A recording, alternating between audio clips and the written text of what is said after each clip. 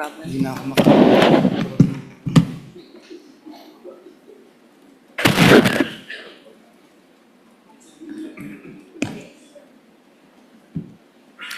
I'm ready to proceed, Mr. Presiding Officer.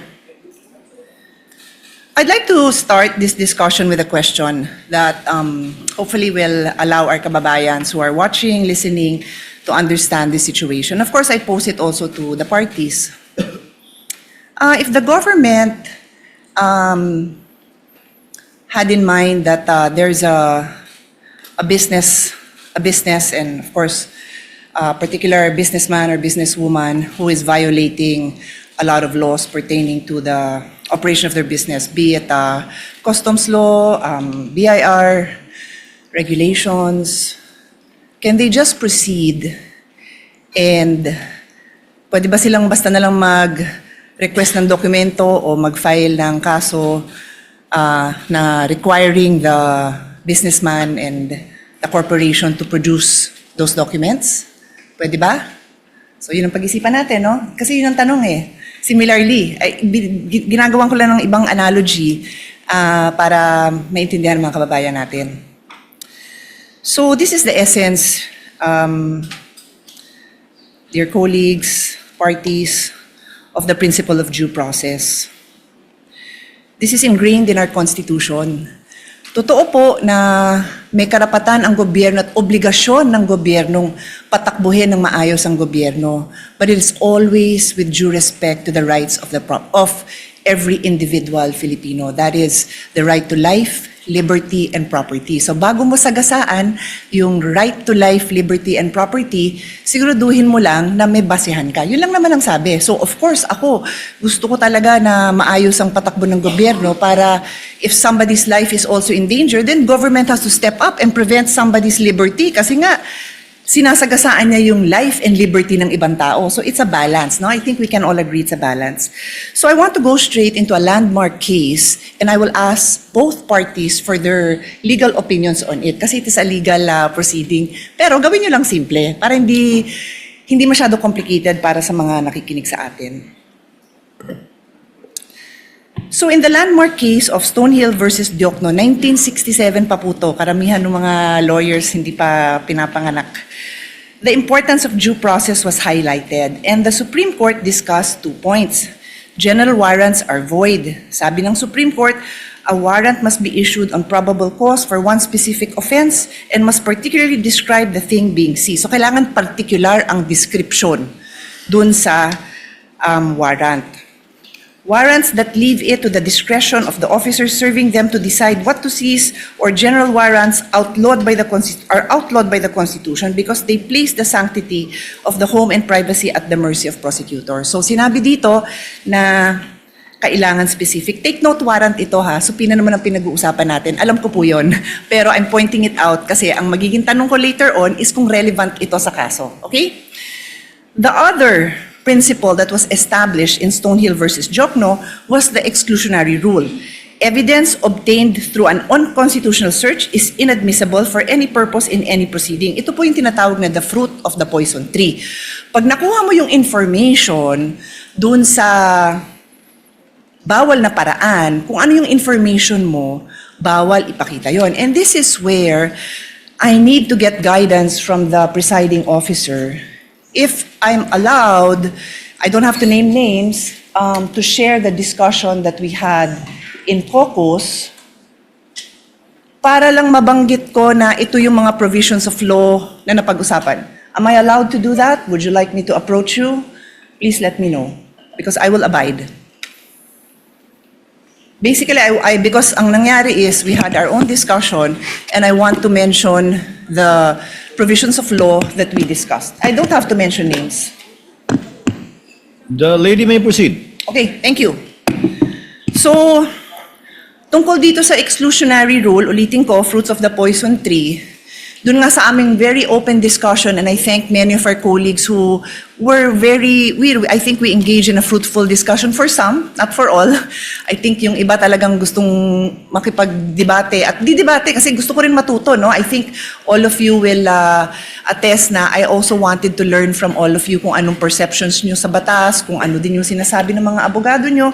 So dun sa Fruits of the Poison Tree, sabi ko, kung yung pinanggalingan ng mga dokumento bawal na kunin ng basta-basta, then paano mo gagamitin? And meron kasing observation na lumabas na kasi yung documents na yon sa House. So nakita na ng publiko sa House. So sabi ko, pero if I will look at, and this is where I will pose the question to all of you, no? Medyo layered so pasensya na sa medyo complicated. Yung isang concern ng defense na nabasa ko is that hindi nag-allege ng ultimate facts. Hindi klaro kung ano yung naging kasalanan at hindi na-identify ng maayos itong facts na to that lead to a conclusion of law. So, wala daw yun. Later on, I will ask both parties again to also clarify that. But the point is, kung walang basihan yung paglabas ng ebidensya na yon, it is the fruit of the poison tree, then you cannot use it. So yun yung importante dito kasi I'm sure nakita nyo no sa korte kahit sabihin nyo pong sa mga legal drama na na-throw out, the case is thrown out because na-violate ang due process. So that's the discussion I want to have. I want to hear both ha. Wala akong kinikilingan dito. I'm just explaining na yun yung argument ng defense na walang due process, kulang at why prosecution would you say na nasusunod yung due process. And before I give the floor to the parties, yung sinabi kong kaso na Stonehill versus Diokno, very interestingly, involves the esteemed father of our colleague, Congressman Prosecutor Chel Diokno. In the case of Stonehill versus Diokno, the father of Congressman Diokno was the Secretary of Justice. And in this case, the government, through the Secretary and other prosecutors, suspected that Harry Stonehill and his associates and several corporations that they controlled were violating central bank laws, tariff and customs laws, Internal Revenue Code, and the Revised Penal Code. So nag-request sila ng issuance of search warrant. At ang gusto nilang tingnan is books of accounts, financial records, vouchers, receipts, ledgers, etc., and other documents showing all the business transactions. Stonehill and the other petitioners filed a petition before the Supreme Court arguing that the search warrants were general warrants because they did not particularly describe the things to be seized. So, general pa pala yun. Books of accounts, financial records, receipts. General pa pala yun. And the Supreme Court ruled that indeed, general warrants are void. Warrants must be based on probable cause. Nasabi ko na yun, ano? And then the case also adopted the exclusionary rule, holding that evidence seized under an unconstitutional warrant is inadmissible. So, I now pose my questions. Applicable po ba ang kaso na ito, Hill versus Diokno, as far as the prosecution is concerned, and then also for the defense, applicable? Take note, I've read most of the pleadings, well, all of the pleadings, mahahaba sila. I kinda know your answer, but sa dami, I like to hear it again, and I think, of course, karamihan ng kababayan natin did not read it. So explain natin sa kanila, because this is a landmark case. Kung ikaw ay law student na magbabar, ito yung mga kasong titingnan mo. So malay mo, matanong yan sa bar. So nakatulong man lang tayo dun sa mga bar students na maliwanagan sila. Baka mamaya trick question to. Is it applicable or not? That is my question. I will sit down and then I will come back for my next. Thank you. Thank you, Your Honor. If I may be recognized. The member of the panel of prosecutors may proceed to give his answer. Thereafter, the counsel for respondent may do so as well. Iba po ang konteksto ng search warrant na naging main issue sa Stonehill versus Diokno. Sa konteksto po natin na sa PINA ang pinag-uusapan. Ang search warrant po, ang governing law po dyan ay nasa Bill of Rights natin, Article 3, Section 3. At kaya siya nandun dahil very invasive po ang search warrant. Pag ang isang judge ay nag-issue ng search warrant, pwedeng pasukin yung opisina o yung bahay ng person involved, pwedeng halongkatin yung lahat ng mga gamit niya doon sa kanyang opisina o sa kanyang bahay. Kaya po naglagay ng maraming limitasyon ang ating konstitusyon dahil marami ng pang-aabuso, marami ng mga halimbawa ng pang-aabuso na nangyari kahit noon pa. Iba po ang pinag-uusapan natin ngayon. Ang pinag-uusapan natin ngayon ay subpoena. Hindi po ito license to enter an office or to search any place. Ito po ay mismong humihiling lang ng mga dokumentong nakasulat sa loob ng subpoena. Therefore, the contexts are very different. When we speak of a search warrant, I do agree there should be very specific limitations on how that warrant can be enforced. Pagdating naman po sa subpoena, meron din po yan, but that is not governed by the Constitution. It's governed by Rule 21 of the Rules of Civil Procedure, which basically provide that for a subpoena to be valid, it must be relevant and it must be definite. Ibig po sa relevance ay may kinalaman o may kaugnayan yan sa mga kailangan patunayan ng mga facts. At ang pagdating naman sa definiteness ay klaro kung anong mga iba't ibang dokumento ang hinihingi. In our case, we respectfully submit, Your Honors, that we have met both the standards of relevance and materiality. The BIR records, the bank records, and the records of the Anti-Money Laundering Council are relevant to the facts in issue pertaining to the charges of unexplained wealth. Hindi po natin malalaman kung talagang merong unexplained wealth ang Vice President kung hindi natin mabubuksan yung kanyang mga bank records, kung hindi rin natin makikita at mailalatag ang anti-money laundering at PIR records po nila. And insofar as definiteness is concerned, we have specified the particular documents that we are requesting, and we have included as well an explanation of why those are important. Kaya sa aming pananaw po ay we have satisfied the requirements for a subpoena do SESTECO. Thank you. Mr. Presiding Officer, before we recognize the defense, just a quick follow-up question. Hindi ko may lapit eh. Bigyan ko ng time na bulungan muna siya ng kasama. I'm sorry. Okay na kayo? No, it's okay. It's okay. Senator Judge Pia, would you like the counsel for respondent to answer? Not yet, Mr. Not yet. Yeah, Okay. My request was if Okay. I'll just ask a follow-up question. You may proceed, Thank ma'am. you. Thank you for that. I appreciate his Honor's response. May I simply point out, and again, please give me your explanation. Tama ho yung pagkambanggit nyo na yung nature ng search warrant very invasionary, di ba? Because it requires that pasukin yung bahay, halughugin yung gamit. Pero hindi kaya invasive din yung paghalughog ng records? Is that not extremely parallel? I mean, is it not very similar in the sense that what is being questioned now are the very essence of somebody's savings, earnings? So, which we have to agree, I think there's no doubt that that is protected, but in fact, His Honor is saying that it would fall under the police power. So, imbis na papasukin mo sa bahay na nandun yung mga dokumento, you will do the same by asking these agencies, whether it is the BIR, the banks, or AMLA, to now reveal these documents. So that's my question. Is it in the prosecution's, is it the point of view of the prosecution na iba yun? Hindi ba invasive yun? Kayo gumamit ng word na invasionary, no, but I'll use invasive, I think. Yeah. Anyway, please answer, and then we'll give the floor to the defense, Mr. Presiding Officer. Counsel for the panel for prosecutors may Thank you, Your answer as he pleases. Yung pong search warrant, kung ano man ang makuhang ebidensya doon, ay direktang binibigay po yun sa court, and that is now considered as evidence by the court that issued the search warrant. Iba po ang subpoena, dahil pag naglabas ang isang hukuman ng subpoena, itong mga records ay hindi po siya considered yet as evidence. Yan po ay ipoproduce lang, dadalhin lang po sa korte, and now it is up to the parties, and I refer to both parties, to decide which of those documents may be relevant in terms of the evidence that they are that they need to present. Yung pong nakikita po natin sa subpoena, it is not in any way invasive because as I mentioned earlier, and as pointed out by Senator Enrile when he was the presiding officer in the Corona trial, we are simply having those documents produced.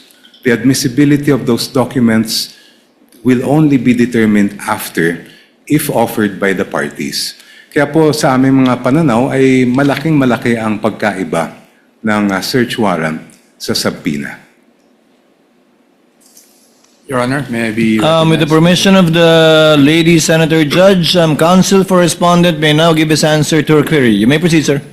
Thank you, Your Honors. Your Honors, ang posisyon po ng depensa dito ay subpoena and a search warrant are very much similar in that both are compulsory processes. No? So, yes, hindi tayo papasok sa bahay ng isang tao o ng nasasakdal, but it will be intrusive because we will be opening up all the financial transactions for sabi nga dito, almost 20 years of the respondent.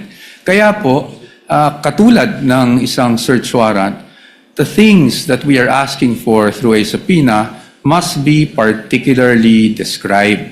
Kanina po, nabanggit po ng aking kagalang-galang na opposing counsel na particularly described na po yung kanilang naisulat.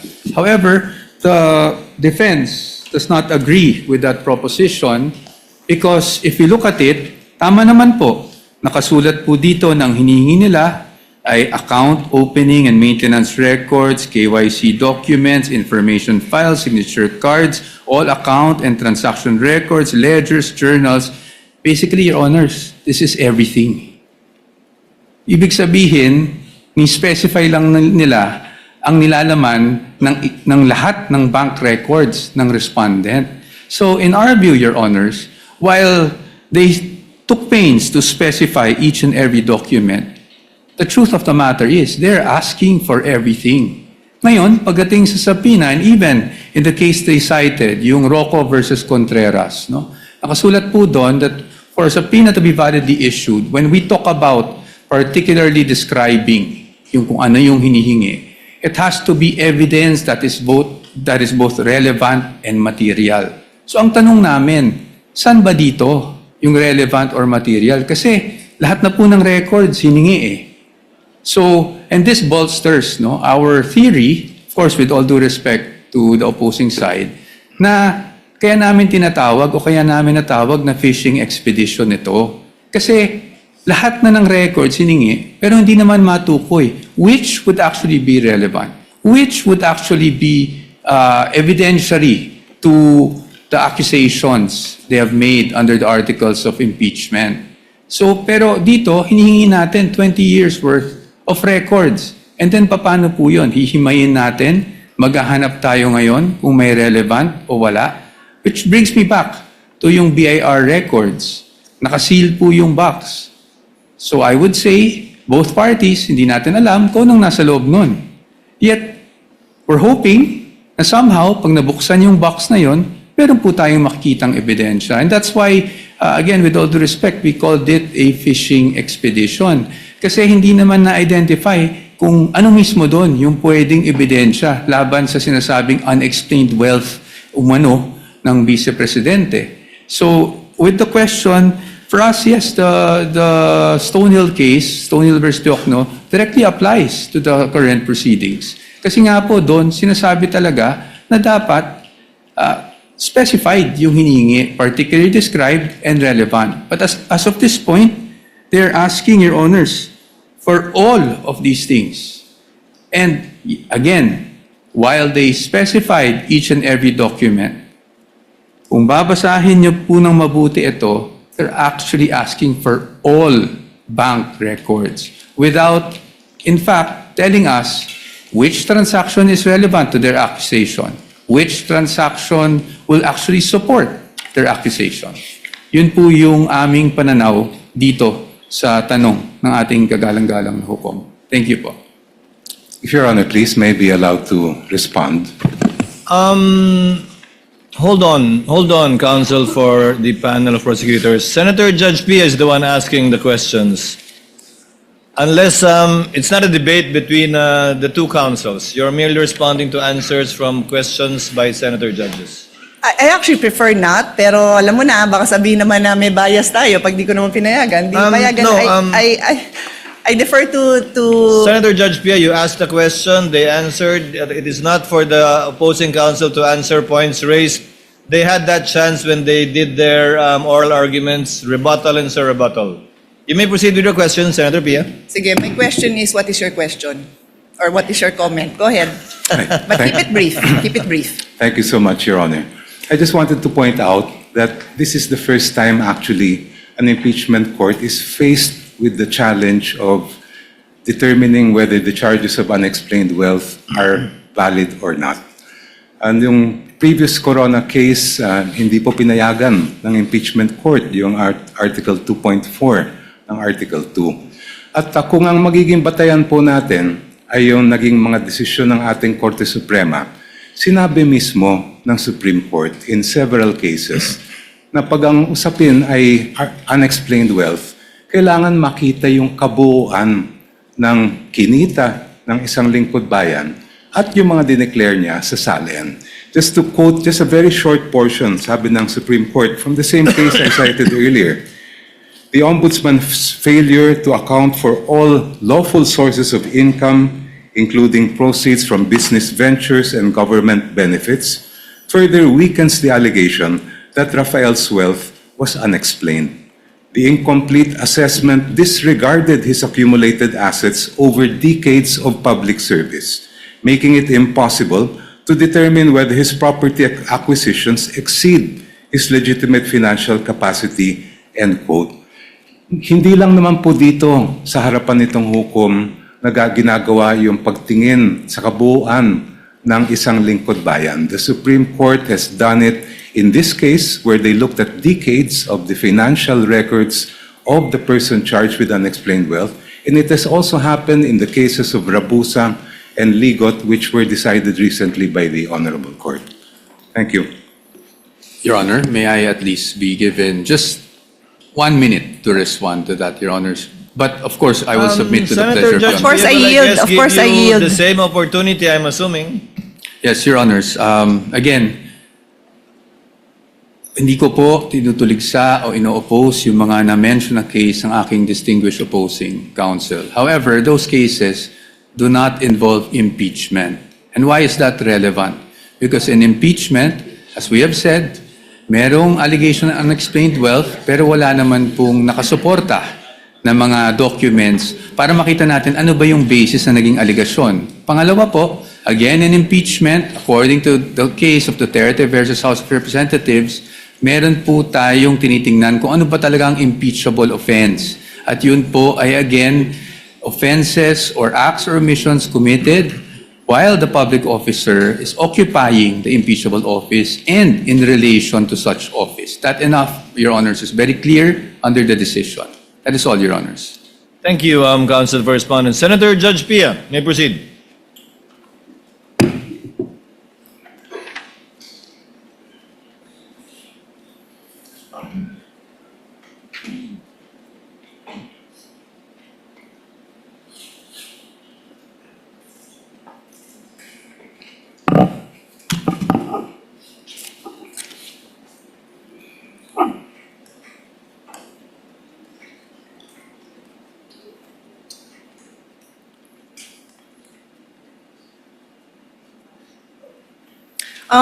Mr. President, Mr. Presiding Officer, I'll go to my next point, but it will kind of overlap with this point as well, so bear with me.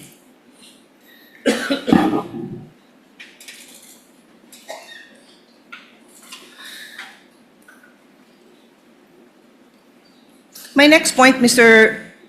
Presiding Officer and parties, is still on due process. This is the requirement that every pleading must allege ultimate facts and must not contain conclusions of law. So again, I'll start with an example. If, for example, if there's a case filed, no, and si Juan robbed the house of Mario. So para maintindihan ng mga kababayan natin, Juan robbed the house of Mario. That is a conclusion of fact. Nangyari na daw yun. And if there's another allegation that says, therefore Juan is guilty of robbery, that is a conclusion of law. So, again, I try my best not to be technical. I would have wanted to be a teacher if not a lawyer, so I do like to be able to explain things well. So, ang hinahanap dito is, bakit mo, gusto mong patunayan yung facts mo? Yun yung kailangan sa ultimate facts. Kailangan mo patunayan, bakit mo sinasabing Juan robbed the house of Mario. Di sasabi mo, ang ultimate fact dyan example is si Juan ay nakita dun sa vicinity ng bahay ni Mario. Tapos ito si Mario, narinig na nagsisigaw na ninanakawan kami, whatever. Tapos yun, meron siyang testimonya na ano yung nawala sa kanila. Tapos may nakakita na kamukha ni Juan yung nandun. Tapos namukhaan nila, na-describe nila na 5 feet 10, medyo mapayat, ganon. So yun yung mga ultimate facts na later on sa evidence, patutunayan. That's just very general, no? And then later on, para nga mapatunayan yung robbery, i-allege ngayon yung elements of the crime that constitute robbery. So, nung di pa ako abogado, di ko naman alam ang difference ng robbery and theft. Yung robbery kasi qualified yan eh. So, pumasok siya sa bahay using violence. That's what makes it robbery. So, kailangan i-allege yun. Sorry to be a bit technical. Alam kong yan ang phrase of the day. Let's not be technical. Phrase of the week, phrase of the month. But we have to be able to explain these things in a way that people understand without forgetting that these are rights of the defense and rights of the person who is being tried here, and kailangan maliwanag yung ating mga accusations. So, my question now goes to both the prosecution and the defense. I know that the defense, in their answer, questions the failure of the complaint or the articles to allege ultimate facts, and therefore, I think they filed the case before the Supreme Court. I'll give you your time to answer because I don't really recall that I heard it mentioned in the oral argument. So, again, with the permission of the presiding officer, papasadahan ko lang naman na nabanggit ko yun na nandyan yan sa nandun sa memorandum, pero hindi ko naalalang, I'm just speaking naman for myself kung ano yung mga sinabi ko dun sa aming meeting, na hindi ko naalalang nabanggit. Baka naman nasabi, hindi ko lang naalalang na-emphasize kasi nga limited yung time. But I do recall that it's in the complaint, it's in the answer, and then it's also in the memorandum. So, pinupursue nyo pa ba ito? Kasi me as a judge, importante to kasi paano ba didepensa ng maayos kung hindi nga nag-a-allege ng ultimate facts that go into the case?